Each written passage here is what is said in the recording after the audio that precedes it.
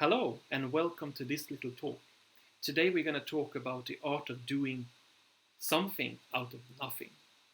This was something that occupied the mind of a Frenchman named Levi-Strauss when he in 1962 published his book called The Savage Mind.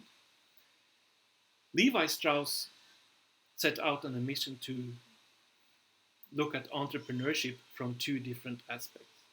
First, he looked at the traditional Western entrepreneur who followed a typical causal logic.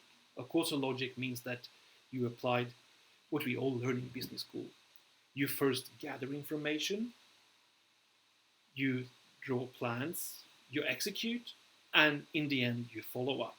And this is something that is typically done if you have resources at your disposal. Because if you have no resources, it is quite difficult because this, what we call ends-driven logic, usually worked when you have an abundance of resources. It's usually also applied to larger businesses and not so much to smaller entrepreneurial-driven businesses working under constraints when it comes to resources and also under uncertainty. Like, for example, many businesses now during this COVID pandemic that we all have to suffer through.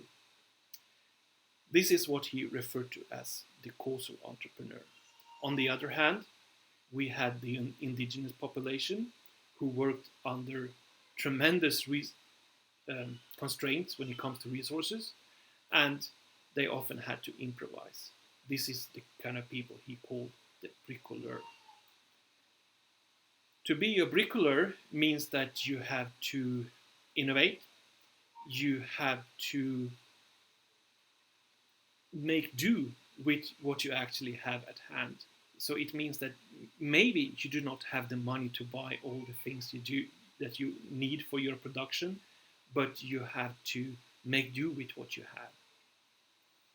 You also need to find alternative usage for the things at your disposal.